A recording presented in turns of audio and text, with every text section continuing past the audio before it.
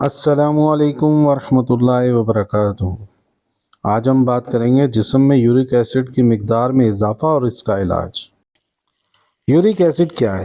York acid ہمارے جسم کا ایک قدرتی فضلہ ہے جو پیشاب کے ذریعے سے جسم سے نکلتا ہے۔ یہ پیورین سے روزانہ کی بنیاد پر بنتا ہے۔ پیورین ایک کیمیائی مادہ ہے جو کہ قدرتی طور پر ہمارے جسم میں خلیوں کی توڑ پھوڑ سے پیدا ہوتا ہے، جبکہ اس کا کچھ حصہ بیرونی ذرائع یعنی غذا اور پروٹین سے بنتا ہے۔ یورک ایسڈ کی وجوہات اور کس سطح تک صحت مند سمجھا جاتا ہے۔ مردوں میں یورک ایسڈ کی مقدار 3 سے 7 ملی گرام اور عورتوں میں 2 سے 6 ملی گرام تک ہونی چاہیے۔ اضافی یورک ایسڈ کی سطح زیادہ تر مردوں میں عورتوں کی نسبت زیادہ پائی جاتی ہے۔ اس کی وجوہات کافی ہیں۔ مسئلہ تب آتا ہے جب یہ حد سے تجاوز کر جائے۔ اس کی مقدار تب بڑھتی ہے جب جسم میں یا تو پیورین اضافی ہو جاتا ہے یا ہمارے گردوں کی ناقص کارکردگی کی وجہ سے یورک ایسڈ مؤثر طریقے سے چھٹکارا حاصل نہیں کر پاتا۔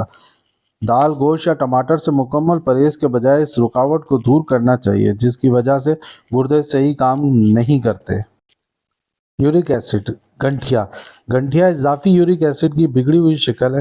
اضافی یورک ایسڈ ہمارے جوڑوں میں جمع ہونا شروع ہو جاتا ہے اور شدید درد کا سبب بنتا ہے۔ اس بیماری کو گنٹھیا کہتے ہیں۔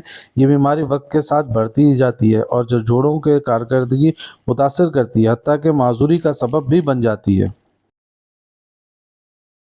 یورک ایسڈ کا علاج یعنی نسخہ۔ یورک ایسڈ کی وجہ سے ہونے والے تمام مسائل مثلاً جسمانی دردیں، جوڑوں کا درد، کمر درد کے لیے لاجواب علاج نسخہ ہے۔ تخم میتھی 100 گرام، سونڈ 100 گرام، دونوں ادویات باریک صفوف تیار کر کے 1 گرام والے کیپسول بھر لیں۔ مقدار خوراک: ایک کیپسول دن میں 3 بار پودینے کے قہوے کے ساتھ لیں۔ آپ کو کن غذاؤں سے پرہیز کرنا چاہیے؟ تمام اعضاء کا گوشت، جگر، دماغ، گردے وغیرہ، میٹھے مشروبات خاص کر پھلوں کے جوس، ٹماٹر کے بجائے ٹماٹر کیچپ سے پرہیز کریں، تمام بیکری اور پیکٹ والی اشیاء، کیک، بسکٹ، چپس، چاکلیٹ اور تلی ہوئی اشیاء۔ آپ کو کون سی غذائیں کھانی چاہیے؟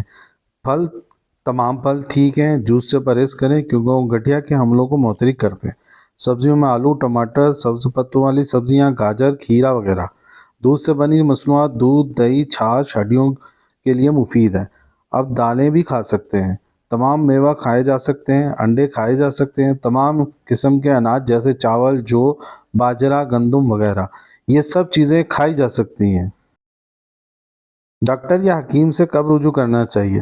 30 سال کی عمر کے بعد اگر آپ کو جوڑوں کا درد یا سوزش جیسی علامات ہوں تو آپ ڈاکٹر یا حکیم سے رجوع کریں، کیونکہ یورک ایسڈ کی بلند سطح کا جلد پتہ لگانا اور روک تھام آپ کو گنٹھیا سے بچانے میں مدد کرتا ہے۔